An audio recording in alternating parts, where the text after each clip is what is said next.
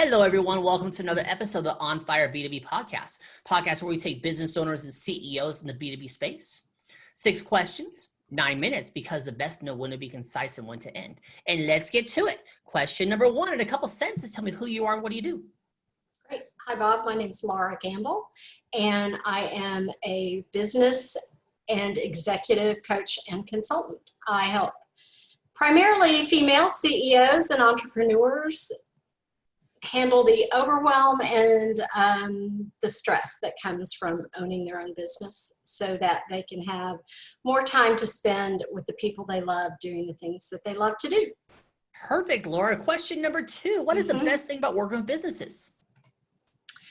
Well, I love working with businesses because most of them are very focused about what they want to do.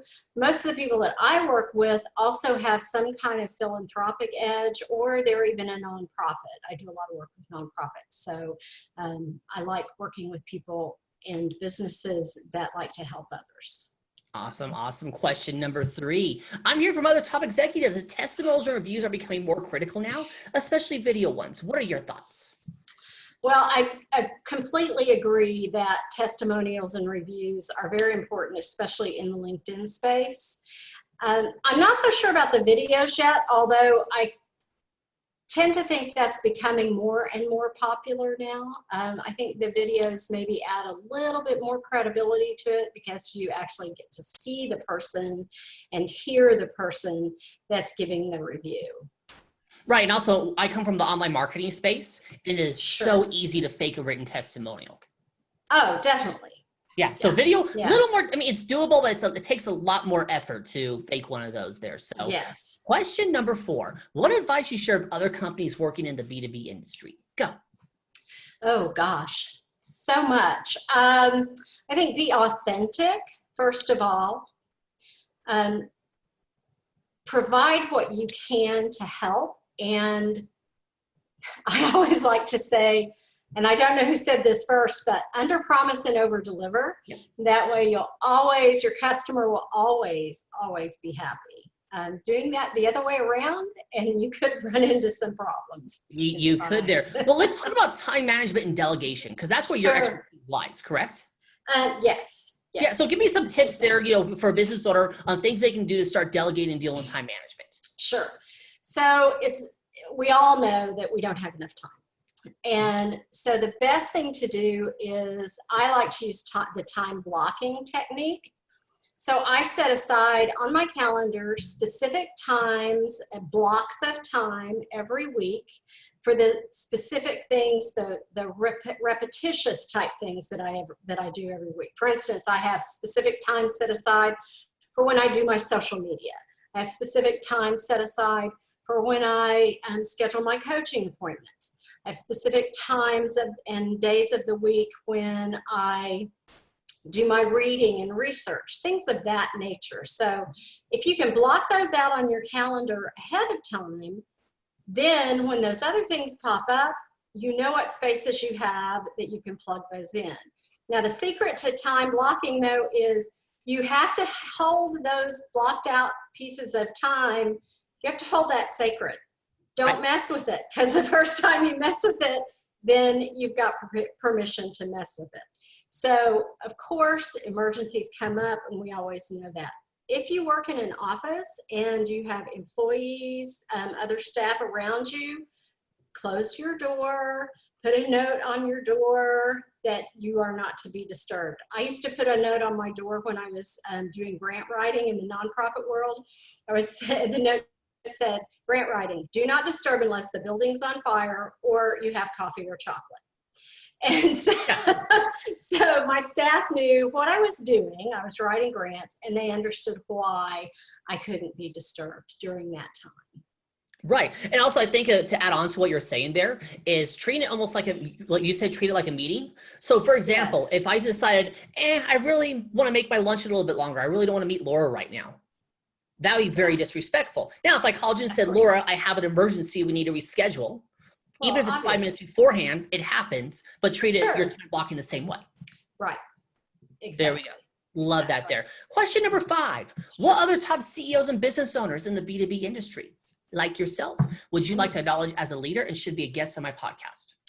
Oh, well, two of my favorite people happen to be clients of mine that I've worked with. They are in the nonprofit world, but one of them is named Keith Howard, and he's the CEO of the United Methodist Circle of Care in Oklahoma City. The other one is Stacy McNeeland, and she is the CEO of the Care Center in Oklahoma City. Both of those people are incredible nonprofit CEOs, and their organizations do fantastic work in the community. Awesome. Yeah. Let's get to question number 6. Okay. Most important question of the podcast, Laura. I need your focus. Okay. Hey, Laura. Yeah. Tell me about your first time. Your first sale. Oh, my very first sale. Wow.